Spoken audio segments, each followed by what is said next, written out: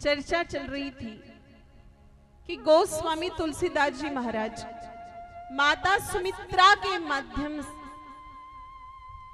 विश्व की सभी माताओं को कह रहे हैं कि हे मां, हे नारी, अगर तेरी औलाद राष्ट्र भक्त नहीं है, अगर तेरी औलाद राम भक्त नहीं है, अगर तेरी औलाद गो भक्त नहीं है, तो अच्छा है तू बांझ रह जा। और इसी बात को राजस्थान के मारवाड़ में कहा जाता है, माई जने तोड़ो जन, अरे माई जने तोड़ो जन, के दाता के शू नहीं तोरी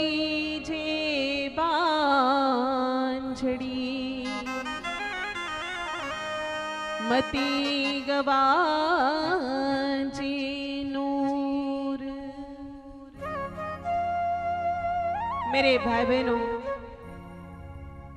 राजस्थान में कहा जाता है कि माई जने तो एड़ो जन के दाता की शूर, नहीं तो रीजे बांझड़ी मती गवाजे नूर। अगर किसी माई ने संतान को जन्म देना है तो उस माई को या तो दाता यानी खूब दान करने वाली संतान पैदा करे, या तो शूरवीर संतान पैदा करे, अन्यथा वो संतान को पैदा नहीं करे। मेरे भाई बहनों, आप अगर हमारे मेवाड़ में चले जाते हैं तो वहां पर भी बहुत सुंदर बात कही जाती है। माई जने तोड़ो जन, जेड़ो राणा प्रताप, अकबर सूतो ऊंच के,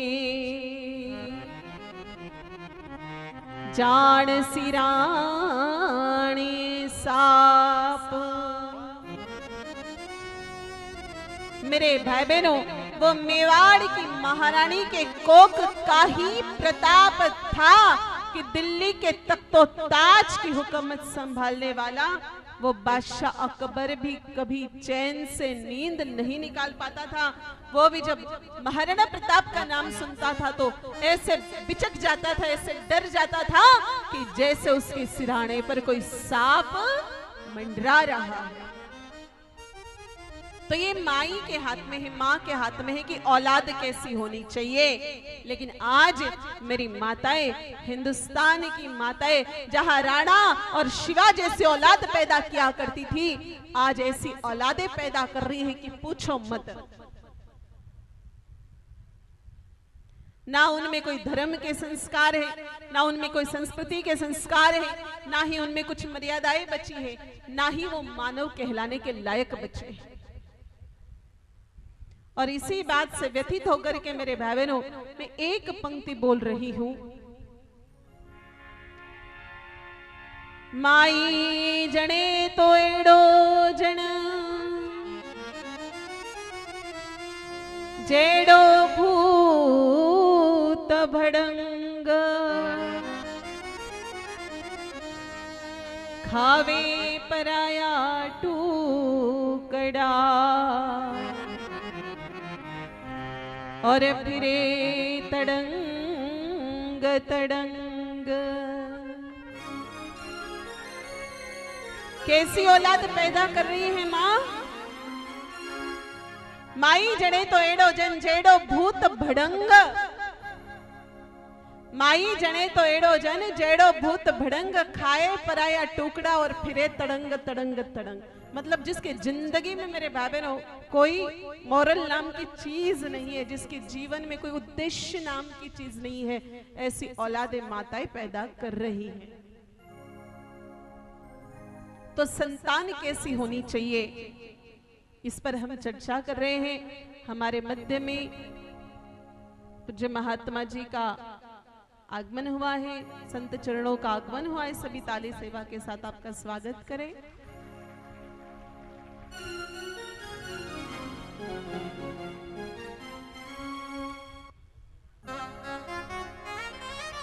पूज्य भगवान दास जी महाराज हमारे बीच पधारे हैं। आपका बहुत बहुत स्वागत है, बहुत बहुत वंदन है। मेरे भाई बहनों, माताओं को संतान किस प्रकार की जन्म देनी चाहिए, इस पर चर्चा कर रहे हैं।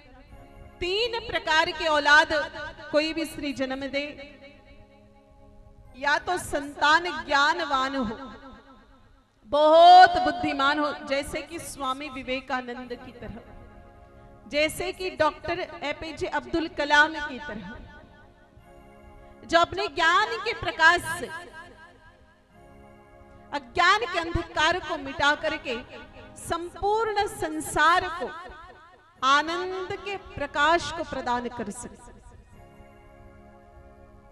या तो संतान ज्ञानवान हो, या तो संतान दानवान हो,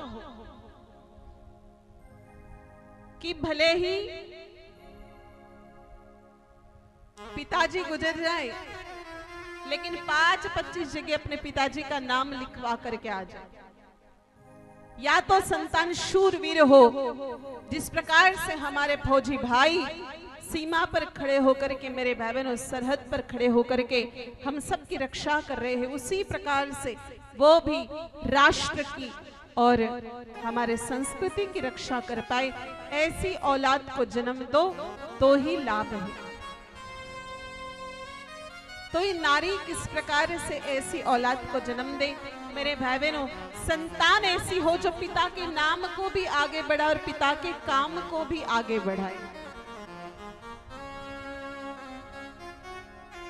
नाम भी आगे बढ़े और काम भी आगे बढ़े। देखिए, जब पिता की मृत्यु होती है उस टाइम पर पंचायत से पिता का नाम हटाया जाता है।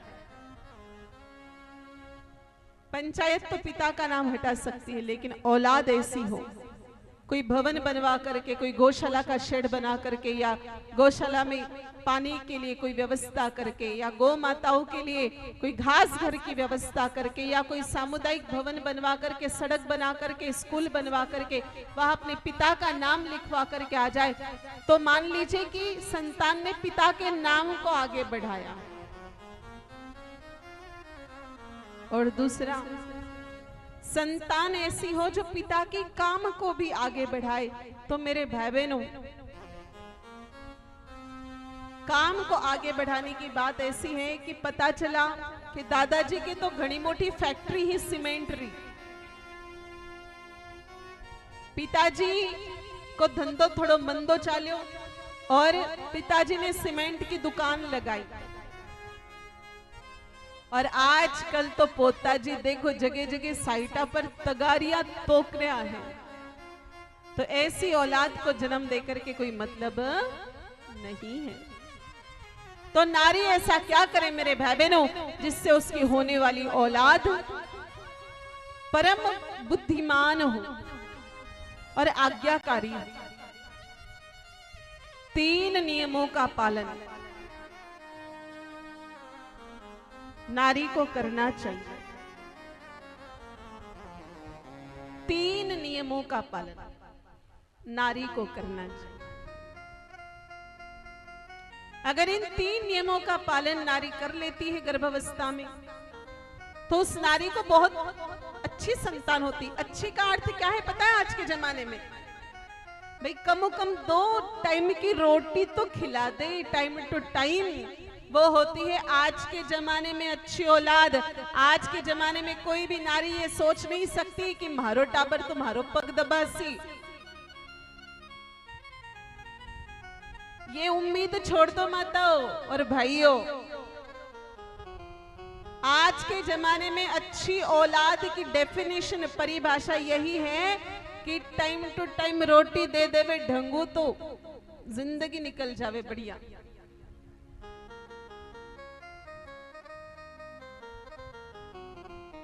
और एक अतिरिक्त एक्स्ट्रा चौथा नियम बताऊंगी उन माताओं के लिए जिनको लगता है कि हमारी औलाद बहुत बुद्धिमान हो, बहुत बुद्धिमान।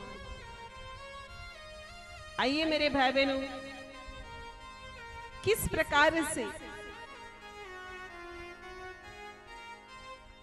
बुद्धिमान औलाद होगी इस पर भी चर्चा करते हैं हम लोग। देखो, सबसे पहले मैं श्रीमद् भागवत महापुराण के पयोव्रत के बारे में बताऊंगी, कुछ सामान्य नियम, फिर वो 3 नियम बताऊंगा। श्रीमद् भागवत महापुराण के सामान्य नियम की हम चर्चा करेंगे।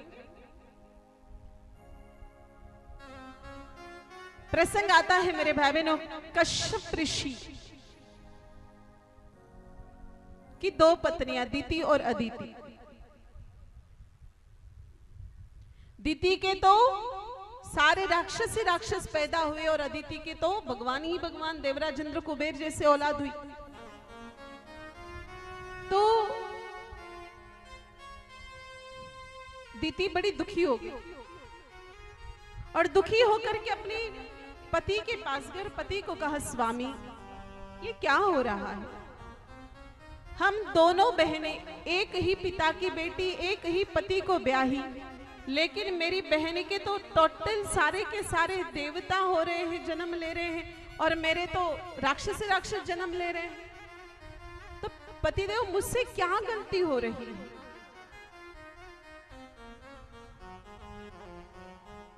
या गलती आपकी तरफ से है? तो कश्यप ऋषि ने कहा, देवी गलती हमारे तरफ से बिल्कुल भी नहीं है। आपकी बहन अदिति पयोव्रत का पालन करती है। अब सुन लीजिए माताओं, पयोव्रत में किन नियमों का पालन करना होता है। आप लोग भागवत कथा तो बहुत सुनते हो, लेकिन भागवत कथा में जाकर के थोड़ा सा नाच गाने करके और रुक्मिणी जी का ब्याह करके घर पे आ जाते हैं, अथवा भागवत कथाओं में जाते हो तो हमारी माता वो रुई लेकर के जाती, वहां बैठे बैठे बत्तियां बनाती है। हमारी कुछ माताएं भागवत कथा में बैठती नहीं है, घूमती है, किसी को चूड़ी बांटती, किसी को बिंदी बांटती, कोई मेहंदी का कौन बांटती फिरती है। मुझे तो यही समझ में नहीं आता, ये सारी चीजें कथा में करने जैसी होती है।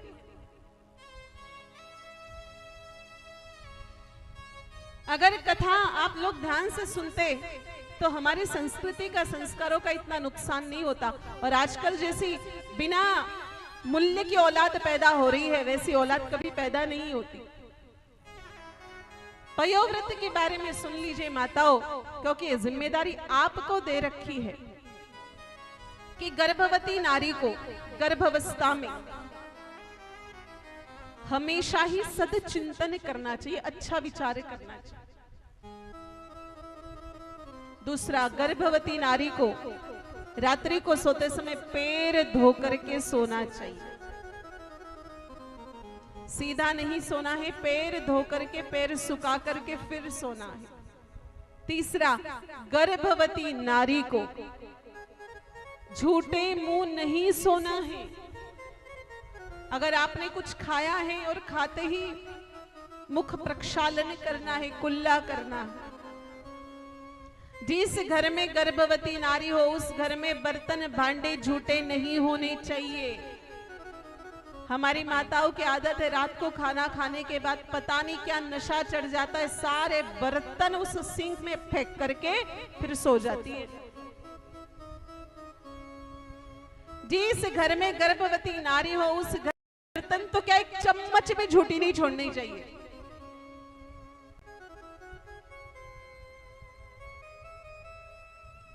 जिस घर में गर्भवती नारी हो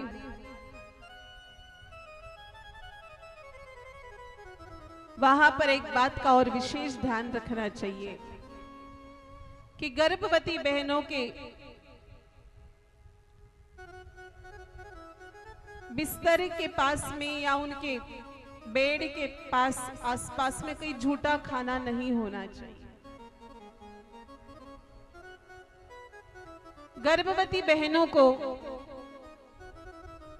ज्यादा मोबाइल नहीं देखना चाहिए। और जहां तक हो सके मेरे भाई बहनों, गर्भवती बहनों को 9 महीने के लिए फोन स्विच ऑफ करके, टर्न ऑफ करके, बैटरी निकाल करके अलमारी में रख देना चाहिए। अब माताएं सोच रही कि महाराज महारासु तो कौन ही होगा। देखो ये बहुत जरूरी है। फोन के कारण हमारा ध्यान कितना भटकता है। मेरे भाई बहनों, बहुत नुकसान हुआ इस फोन के कारण।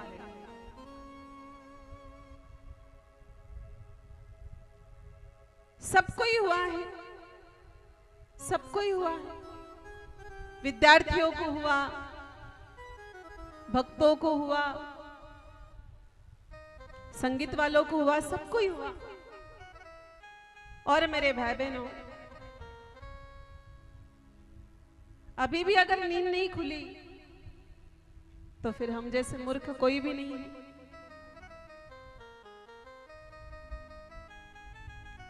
तो देखिए, गर्भावस्था में बहनों को फोन का पूर्णतः परित्याग करना चाहिए।